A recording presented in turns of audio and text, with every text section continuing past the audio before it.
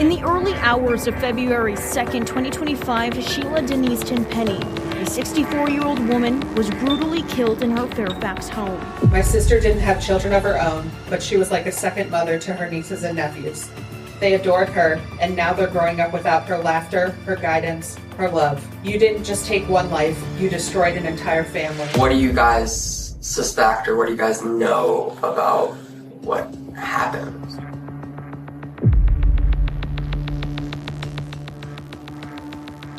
I didn't really know her that well. Neither my mom, my brother, or me have ever been in that house. Why your blood would be in Denise's house. That's what we're trying to figure out. Well, I'm not sure. Because there's a monster, and there's people who make mistakes. If it's a murder, then it would be a monster, right? Not necessarily. You don't think so? No. I've been. It's pretty weird. I don't know, like, how is it my blood? Like, that's what we're trying to find out. Because I don't know why it would be in my house. It's I mean, in her house. Yeah, that's what we're trying to figure out. That's why we're even here right now. Oh. I had a lot of problems with remembering, exactly when it happened or how we planned it. You agree to go to DYS, the Department of Youth Services, from now until your 21st birthday. The teenager accused of killing a 64-year-old Fairfax woman in February has pleaded guilty to several charges, including aggravated murder. A woman is dead in her own bed. The killer left no weapon, no motive, and no obvious trace. But the person who strangled her wasn't some hardened criminal. He was a 13-year-old boy who'd spent years studying serial killers, and he was certain he'd just gotten away with the perfect murder. This is how one small mistake brought his entire fantasy crashing down. How are you? Oh, you're coming out? What's you editing?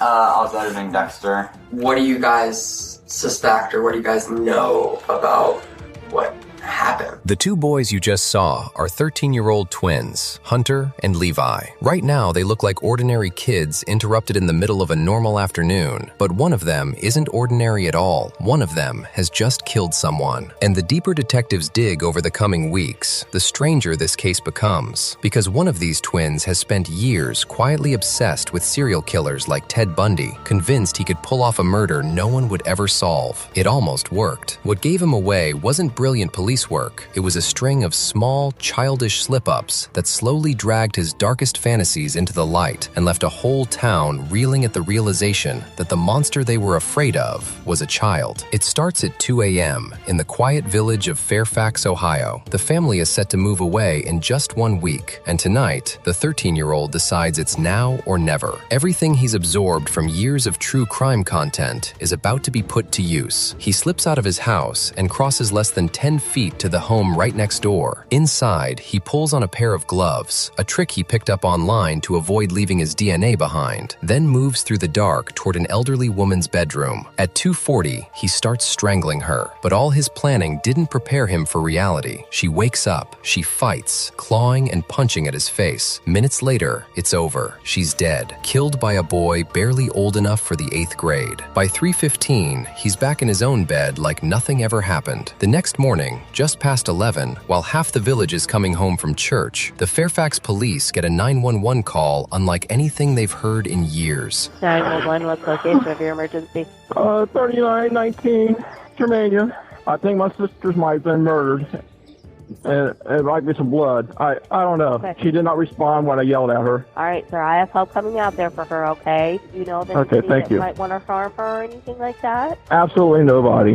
That's 61-year-old Darrell Tenpenny calling about his sister in a place this quiet. The word murdered almost never gets spoken, but as first responders rush over, none of them realize two things. They're walking straight into a scene that's been deliberately staged, and the person who staged it is still close by, watching every move they make. Just try to touch as least as you guys can. Do what you guys gotta do. Yeah, no, I don't see blood. Did he cover her up? I don't know. The dispatch said that he found her with a pillow over top of her. I don't know about peroxide and cleaning chemicals. That's different. A lot of cleaning chemicals. Pepto-Bismol. She drank it? I don't know. On the bed is 64-year-old Sheila Tenpenny, partially clothed, and by the looks of it, she's been dead for hours. Nothing seems to have been taken, no signs of a break-in, so officers lean toward the simplest explanation, that Sheila may have taken her own life. And that assumption is the killer's first stroke of luck. To him, it's proof he's already smarter than the police. But what investigators notice next blows that theory wide open. It's a female DOA on Germania. Just kind of odd. All over her face and some chemical hair underneath, blood and hair underneath her finger. Blood splatter around the bed. The guy that found her said the door was open, and he said that he told the squad that he thinks she was murdered. So we'll get. I don't see blood from her. Alright. So that might not be from her. Who knows? That's police work. I don't mean to overstep. No, you're good. Pills. Yeah. I mean, it's possible. Blood and hair jammed under her fingernails, spatter around the bed. It all points to a struggle, but the officers still aren't ready to commit to murder just yet. There's one thing nagging at them though, and it has nothing to do with the body. It's the brother. Darrell was insisting his sister had been attacked before anyone, even the paramedics, had suggested it. And in that single moment, without meaning to, Darrell just made himself their first suspect. So they sit him down with a few questions. Okay, so you made a comment to these guys when they first got here that you thought, like she was laying on the bed with her legs spread, and it looked like there was blood, and her head had stuff on top of her, like someone tried to smother her, and she looked like they ripped her thing open, and I yelled at her, and I didn't see no movement from her whatsoever, and I just turned around and walked out. I'm like, Notice what's missing there. He never tried CPR. He never checked. He just walked out. Police now know CPR wouldn't have saved her, but Darrell couldn't have known that. And just like that, the real killer catches a second break, because every staged murder needs someone else to take the fall, and the police have walked right into it. Darrell's interview wraps up, the scene gets sealed, and everyone heads back to wait on the autopsy. But as they leave, they step right past the one thing that would eventually crack this entire case wide open. Lying underneath Sheila's body was a man's wristwatch. At the time, it meant nothing. Later, it would mean everything. A week goes by, and then the results land, and they flip the whole investigation on its head. Sheila had suffered blunt force trauma to her head and neck before she was strangled to death. But there's more. She fought back. Under her fingernails and across her hands were traces of blood and tufts of hair belonging to an unknown man. There's no debate anymore. This is a homicide. So that Monday morning, officers fan out across the neighborhood, knocking on every door, looking for anyone who held a grudge against Sheila, or anyone walking around with fresh scratches. But they're chasing the wrong story entirely, while the real killer sits at home, quietly bragging online, getting bolder by the hour, knowing full well his victim didn't have a single enemy. And somewhere on that street is the one conversation that'll put police face to face with him without anyone realizing it. So you're one of the trusted family members. What we're doing is getting elimination DNA from anybody we talk to, as long as you're willing. Thank you very much. And then how about your hand? Just let me double check your hands. I know you work with them on the other side. Yeah, that's great. After more than a dozen interviews, a rumor starts circulating through the village. People think Darrell, Sheila's own brother, did it. It's the only real lead they've got. So a second team, led by Special Agent Richard Ward, drives over to Darrell's place less than a mile away. And for the actual killer, this couldn't be going better. The suspicion has landed squarely on a grieving family member, dragging police completely off his trail. But at Darrell's house, it's about to become obvious just how badly the investigation has been led astray, and exactly why Darrell made such an easy target. Hey, I need to ask you a favor. Remember I got your swabs? I need you one more thing. Could you just show me your shirt, underneath your shirt? I just want to make sure. I want to satisfy myself. I don't think you'd ever hurt anybody. No, especially my sister. Okay, throw your shit back on. So you have any idea when the funeral's going to be? Well, we don't have. They won't release the body yet? I don't know. Nobody's contacted us. I was going to send you a message this morning. No scratches, no defensive wounds, nothing. Whatever theory they had about Darrell just evaporated, and the case grinds to a halt. No enemies, no leads, no suspects. But that dead end exists for one reason only. They've been looking at this crime completely backwards. With nowhere else to turn, the officers keep working the street, door by door, until they reach the house directly across from Sheila's, barely 50 feet away. Nobody had answered there earlier. This time, a woman named Rebecca steps out onto the porch, with no idea that the next few minutes are about to detonate her entire life. So I don't know when it actually happened. I know that we saw like the trucks or cars or whatever on Sunday. So and actually Sunday morning at like 6 a.m. We had to run to the ER because my son, the cat, I guess, was sleeping on his face, and they startled each other in the dark. Oh, man. And it scratched him, and so we were worried that it could be bad or infected. And so Is he okay? Yeah, he's fine. Okay. A son, fresh scratches, an emergency room visit at 6 a.m., just hours after a woman was strangled across the street. And inside that house, 13-year-old Levi Card is watching through the window as his mother talks to the police. He pauses the YouTube video he's watching, hurries up to his room, and locks the door. Outside, the pieces are starting to line up in the officers' minds. A boy, scratches, right across from a murder. They ask to come inside to follow up, certain they know what they're walking into. They have no idea how wrong that certainty is about to turn out to be. I know, what game are you playing over there? You gaming? Yeah, he is. Dexter? Oh, he's cap cutting. Oh, editing. Oh, hi. Oh. That's cool. Now you are Hunter. Do you want to come sit down? Yeah. This isn't the boy with the scratches. This is his twin, Hunter, and his face is clean. For a second, the detectives wonder if they've gotten ahead of themselves, but they keep talking to him anyway, because even if he's not the one, he might know something. So we're with the Ohio Bureau of Criminal Investigation, and we're just talking to people to see if they might have heard or seen anything unusual that happened over the weekend. No. Right. Yeah. Sorry? We just thought we'd ask. Yeah. My brother got into an injury and he had to go to the ER. Yeah, I got really heard. sick and started vomiting and stuff. So how are you feeling? Getting better? A lot better. But That's good. Hunter doesn't give them anything new, but he's polite, calm, and seems happy to help. His twin, Levi, is a different story. He's still upstairs, refusing to come down. And there's one detail Rebecca mentioned earlier that the detectives can't quite shake. Levi had been editing Dexter, a show about a man who lives a double life as a serial killer. Both detectives know exactly what that show is. And right here, their gut starts telling them their hunch about these boys might not have been so far off after all. I was editing Dexter.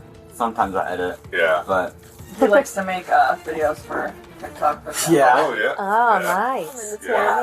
You know? Is that the cat that got you there on the nose? I don't know what happened. That's We it? just Oh, we that's pretty we both good. startled each other because my bed was right there. Yeah, his bed was out here and until all the lights were off. Oh, okay.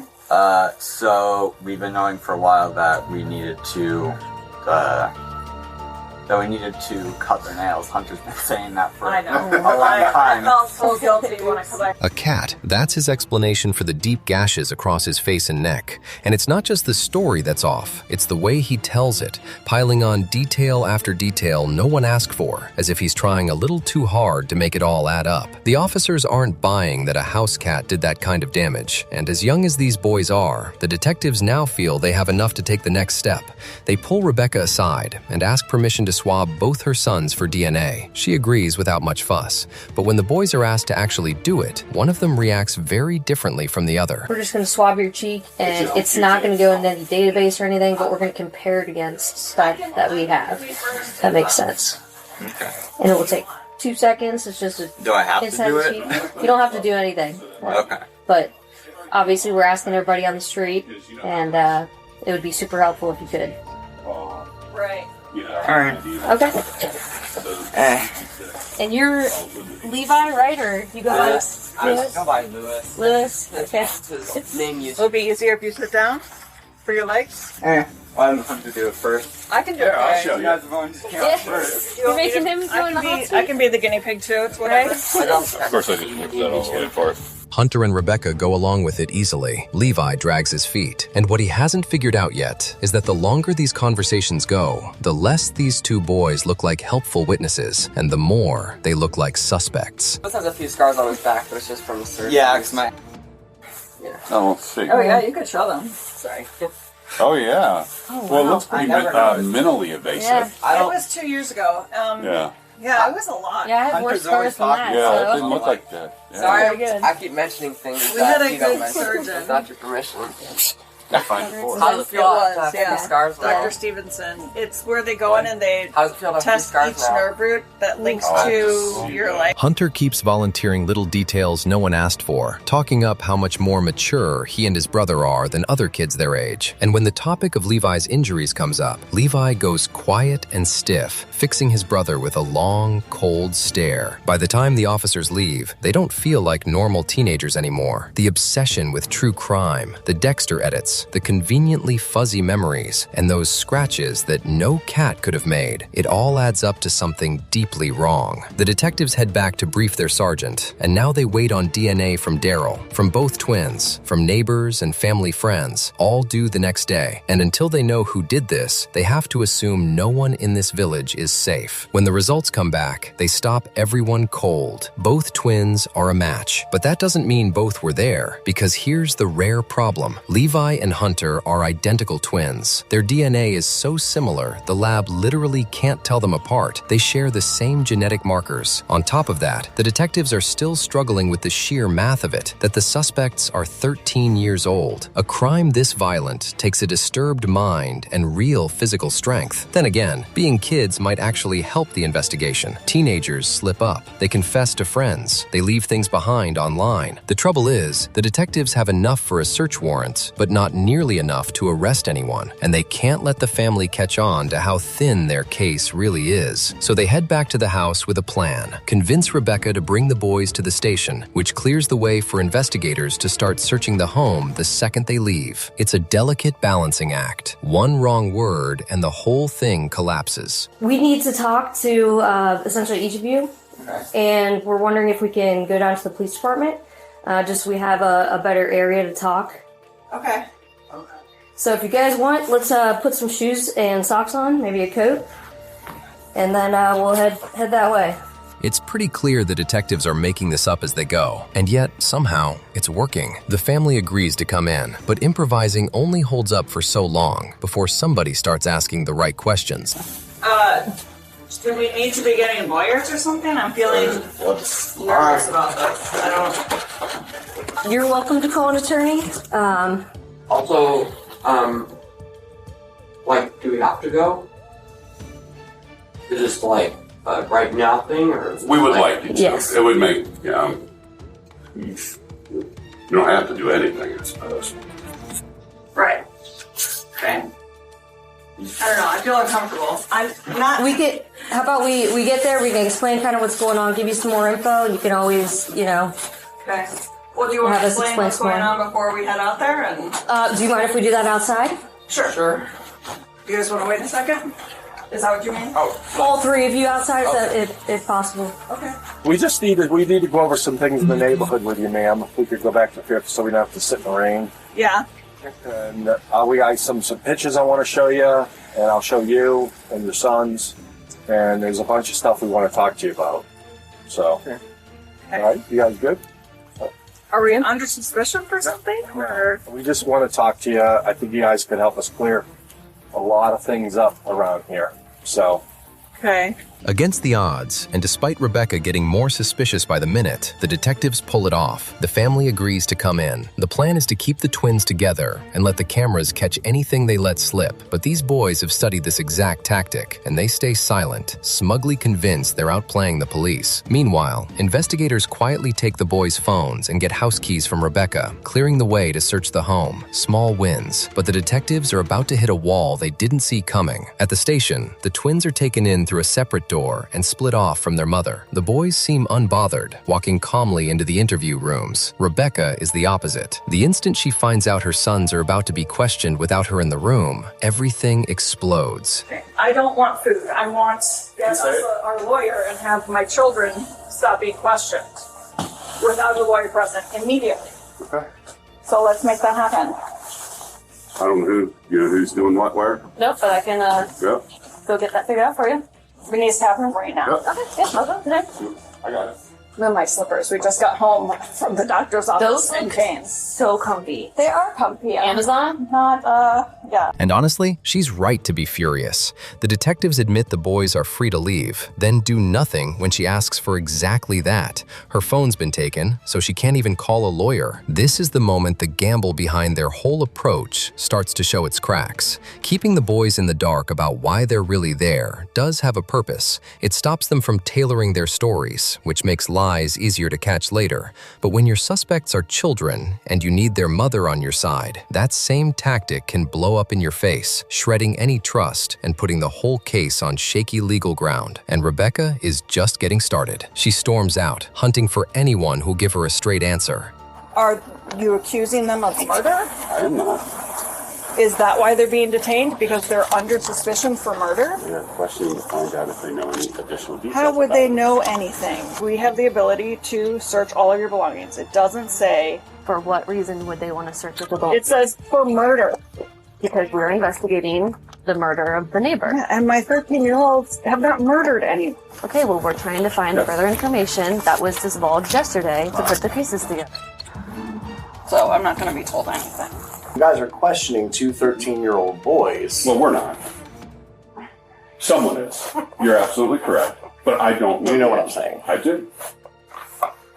This is why we need our lawyer down here now. We need to make this happen. I don't have a phone. So this needs to happen on your end.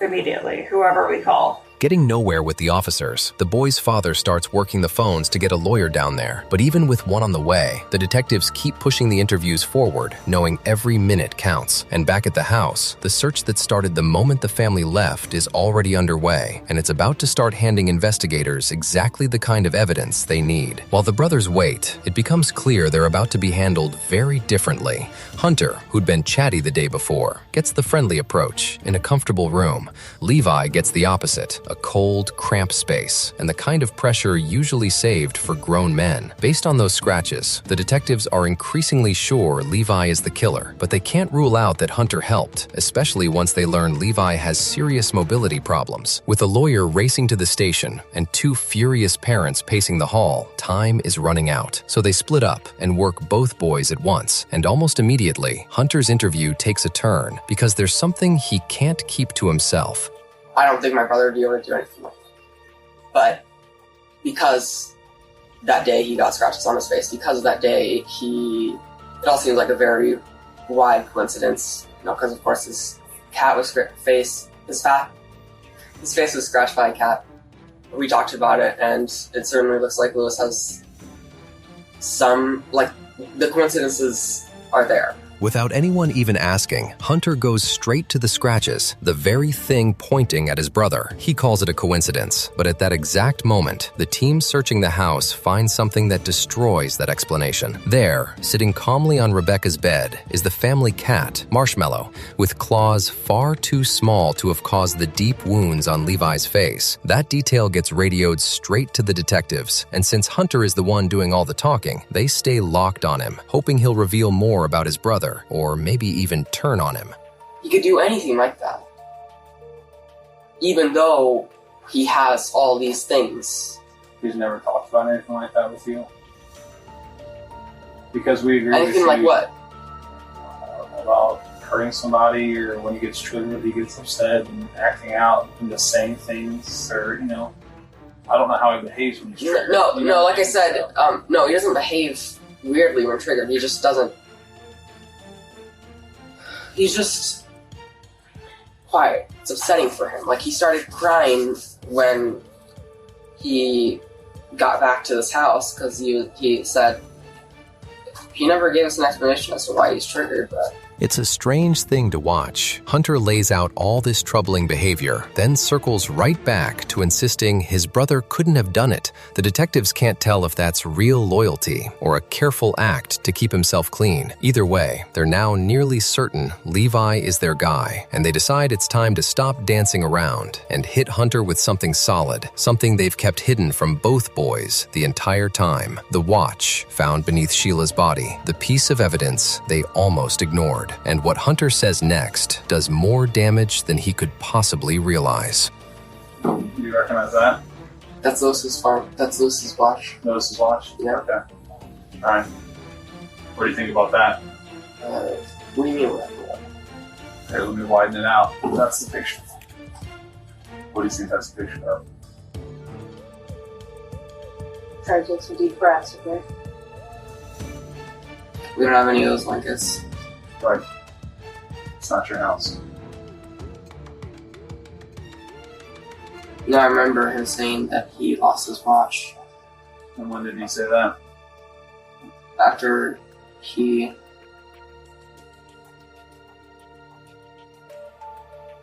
After he got home. Also, I'll show you one more picture. he sounded, the way he said, I don't know where my watch is. I don't feel a person would say that. A person would say it that way, knowing that, they wore their watch if they did that. Are you saying he purposefully hurt? We don't know what his purpose was. We just know he made a mistake. How would he even do that? He's fucking disabled. How would he sneak out of the house, get into the house, stab somebody? Is it true that them? Is that true? Did you find DNA evidence? We're not gonna. Yeah. So there's no way he would do that. There's some stuff that happened that we can't give you details There's about. no way. In one breath, Hunter identifies the watch as Levi's and admits Levi claimed to have lost it right after coming home that night. And then it hits him what it all means, and he falls apart. He's too shaken to be of any more use, so they end the interview. They didn't get a confession, and they can't fully clear Hunter either, but they walked away with something huge. Confirmation that the watch under Sheila's body belonged to his twin. Outside, the parents are still going at it with the deputies, and with a lawyer closing in, the clock is almost out. If the detectives want anything from Levi, it has to be now. So they drop the friendly rapport and go straight at the scratches to see whether his story still matches what he told them the day before. I've already talked to FBI investigators. My cat had randomly woke me up with all the lights off, like sitting on my neck. So it scratched my face. I felt very bloody, obviously. There was a lot of scratches on me. Usually, because of my disability as well, I use like a shower chair. Yeah. Because I can't really stand for that long without getting super fatigued and falling or just walking around for too long. I didn't use the shower chair because I didn't want to make a bunch of noise and make anybody up. Right. So I ended up literally falling. And I fell and hit my head on the shower hose. Where'd you hit it at? I think around here, right here. Jeez. So I don't know. Did that cause you to bleed more? Yes. Once again, Levi over-explains, adding a brand new wrinkle this time, that he slipped in the shower and made the injuries worse. But it's a single phrase that grabs the detective's attention, his disability. They remember his medical file. Levi has cerebral palsy, and that drags them right back to the question they keep circling. Not only is Levi 13, but his condition raises real doubt about whether he could have physically overpowered a grown woman who fought back as hard as Sheila did. Hunter, on the other hand, is stronger, has no disability, and shares the exact same dark fascinations as his twin. The detectives start to wonder if they wrote Hunter off too soon, treating him as a witness when he might have been a participant, and whether they've already blown their chance to pin anything on him. But with Levi cornered, there may never be a better moment to get one twin to break on the other. And for the first time, the bond between these two is about to be tested for real. We get in 15 minutes 15 minutes later, Mom starts seeing a bunch of sirens outside, and she opens the window and she's like, "Oh my God, something happened to Denise." And me, already in a panicked, weird state, I kind of started feeling emotionally triggered. And when she said there was a bunch of ambulances outside, I started to freak out even more. I just felt even worse because Mom had said that something had happened to Denise, our neighbor, right in front of us. And I started feeling even worse. Levi never throws his brother under the bus, but notice where his focus goes, not on what happened to Sheila, but on how bad this all looks for him. And as he talks, the case against him is quietly getting worse because the search team keeps calling in with what they're pulling out of his bedroom, a journal full of violent writing and pages where he talks about wanting to kill someone, stacks of material on serial killers, books, saved articles, online content, with a particular fixation on Ted Bundy. This was never idle curiosity. Somewhere along the line, Levi's interest in true crime curdled into something far darker. And now the detectives are left with a chilling question. How deep did this go? And did it pull both brothers in? Because the twins share identical DNA, the blood at the scene technically matches both of them, a fact the detectives decide to hide from Levi. Instead, they're going to tell him the DNA points to him and him alone, and see if the pressure cracks him. But if Levi is half the criminal mastermind he believes he is, he'll see right through it. Why your blood would be in Denise's house. That's what we're trying to figure out. Well, I'm not sure. Because, I don't know, how is it my blood? That's what we're trying to find out. Because I don't know why it would be in my house. In her house. Yeah, that's what we're trying to figure out. That's why we're even here right now. Oh. Remember we got those swabs from you? Mm-hmm. Well, we compared that to the blood in the house, and it's not only her blood, it's your blood mixed in with it. Wow. Through DNA testing. I don't know what explanation I could give you or even come up with that would be equivalent to how that would happen. There's only one person here that knows, and that's you. How do you know that? Because there's no other way that part of you can be in that house without you never being in there. I can agree with that. Right? Well, that's the bottom line. I mean, you get my blood from somewhere? We don't need your blood. We got swabs. I just mean, did somebody put my blood in that house for a reason? Oh, I don't know. Would you tell me? Would they? I didn't put your blood there. I don't have any enemies. I didn't put your blood there. I mean, I'm only 13. I don't know why anybody would put my blood in a house, but I mean, who knows?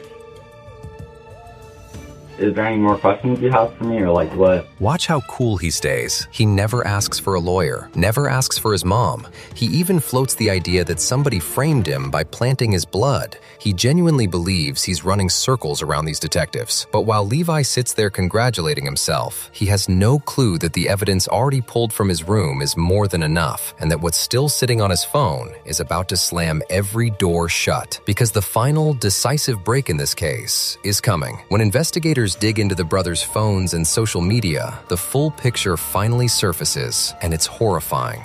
Just one day after the murder, Levi had written 4 words. This one was a fighter. This was no impulse. For months, Levi had been searching for things like how to pick the perfect victim, how to strangle someone, and how to beat a police interrogation. And the physical evidence only deepens the case against him. The watch is confirmed as his. Inside his room, they find a shirt soaked in Sheila's blood and gloves matching the ones from the crime scene. Even without a confession, it's more than enough to charge him. With that, both interviews end, and as Special Agent Ward walks out to tell 2 parents that one of their boys is an accused killer, all they can do is stand there, bracing for the worst. Mom?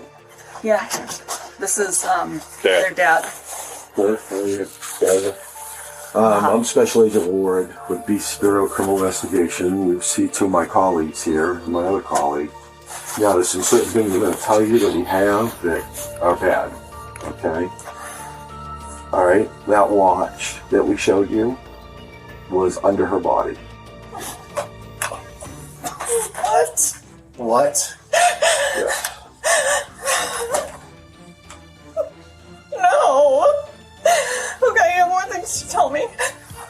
On November 10th, 2025, Levi Cart pleaded guilty to aggravated murder, aggravated burglary, and strangulation in the death of Sheila Tenpenny. Because of his age, he received the harshest sentence juvenile law allows. He'll be held in a juvenile facility until he turns 21, which means his expected release in 2033. For Sheila's family, it doesn't come close to justice, but under the law, Levi simply cannot be held past that age. And for the detectives who looked this boy in the eye, one fear lingered long after the case closed, that Sheila wasn't the end of what Levi is capable of. She may have only been the beginning.